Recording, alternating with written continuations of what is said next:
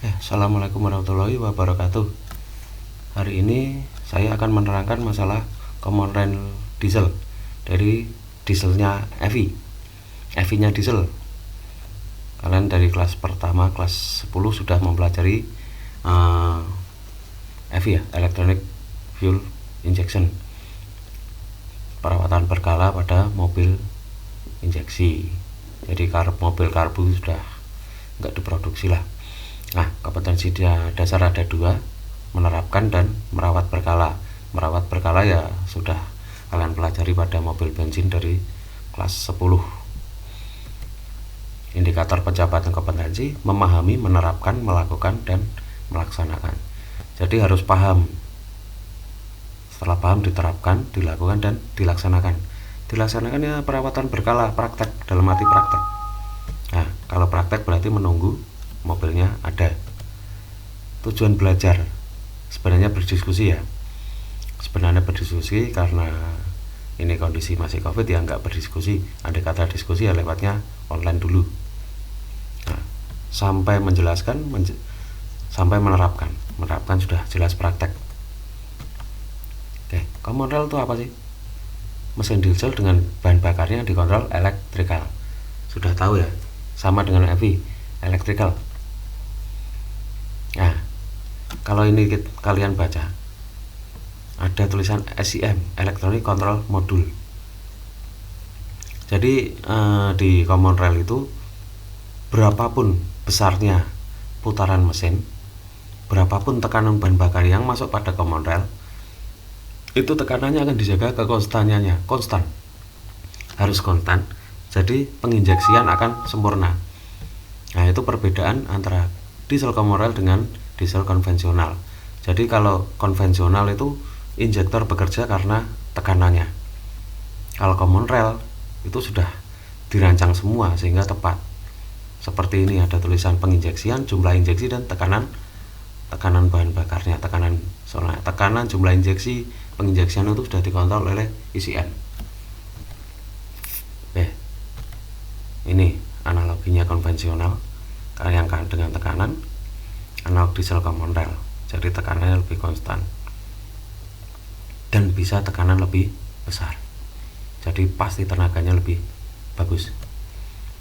Fungsi common rail menyediakan bahan bakar, membangkitkan, dan menginjeksikan. Saya kira sudah jelas itu. Tujuan common rail, nah kalau tujuan common rail memang namanya konsumen ya maunya simple, awet, tidak ribet. Nah, tapi pabrik pasti, yang namanya fabrikasi pasti memberikan waktu batas agar unitnya juga laku. Pasti orang ganti part atau pasti orang ganti mobil, ganti unit. Lanjut. Ini sejarah common rail, ada masih 3 generasi. Itu tekanannya dari 135 MPa yang terakhir sudah sampai 180 MPa. MPa apa?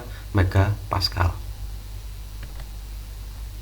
Nah, ini sistem common rail. Ini yang supply pump.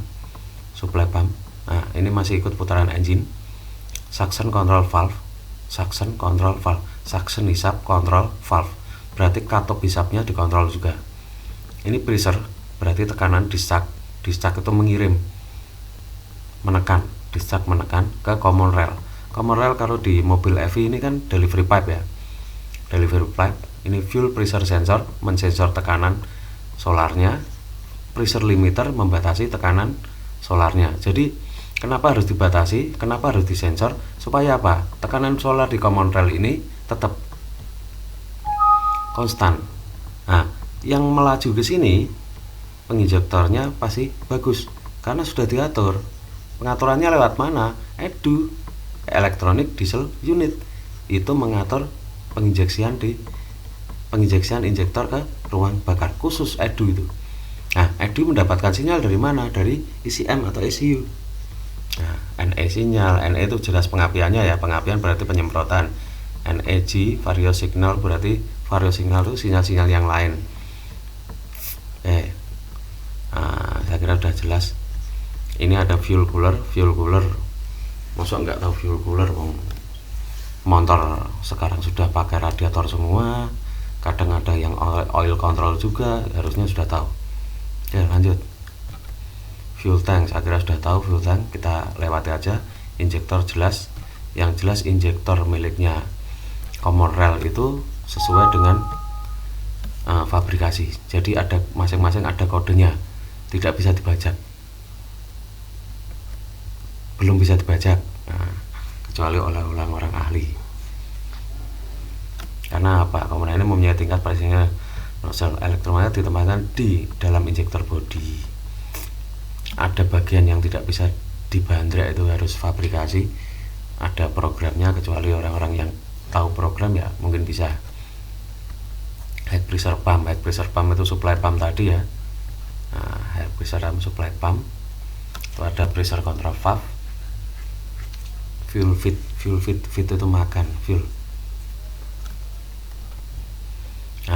High pressure akumulator, pipa rel atau common rail tadi ya,